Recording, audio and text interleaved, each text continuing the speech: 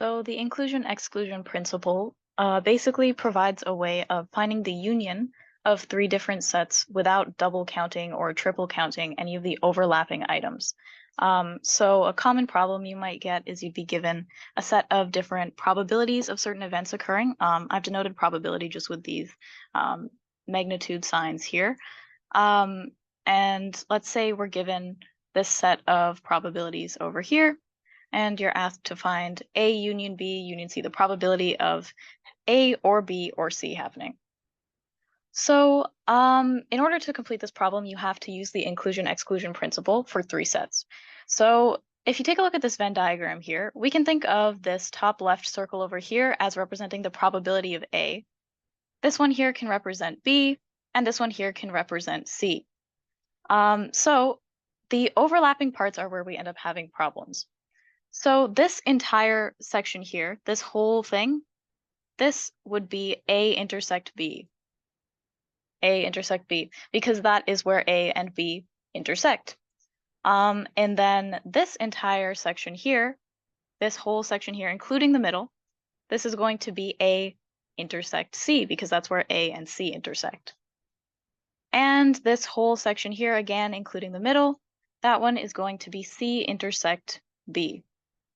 Now, if you recall, when we're taking the union of two sets, we never double count any elements. So for example, if I had the set 1, 2, 3, and I wanted to take the union of that set with 2, 3, 4, then the union would end up being 1, 2, 3, 4. So we only kept one copy of the 2 and the 3, despite the fact that they appear in both sets. We don't double count them. We only keep one copy. So that's where the need for this rule arises. So let's build the expression step by step and let's see what we can do to make sure we don't double count anything. As a final note, I should say this section here in the middle, just this middle part where all three of them are overlapping here, this one would be A intersect B intersect C, because that's where all three of them intersect. And if you recall as well, intersection just means these are only the elements they share. So it leaves out everything else that isn't shared between them. It's only the elements that are shared between the sets that are being intersected. So let's try to build the expression from scratch. So we want to find A union B union C, the probability of A union B union C.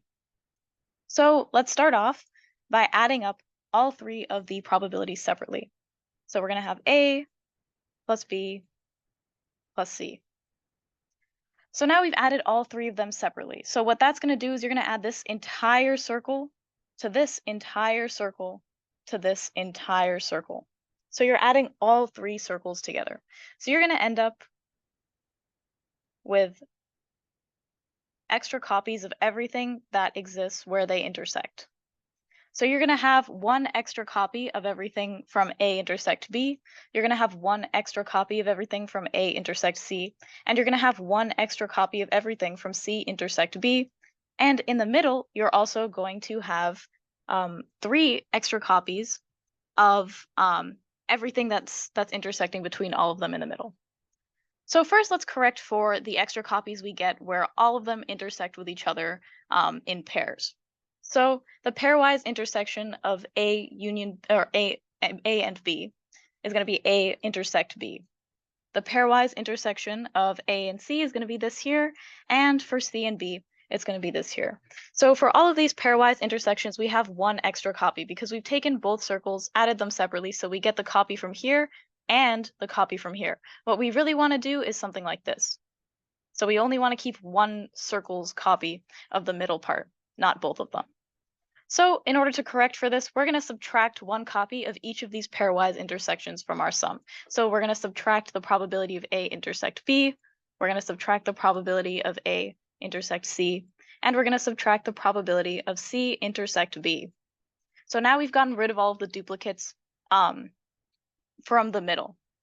Now, when we've done this, or from the places where they intersect, but when we've done this, so we've taken away one copy of this, we've taken away one copy of that, we've taken away one copy of this, and we've taken away one copy of this. Now, in the middle, we've actually just subtracted three copies.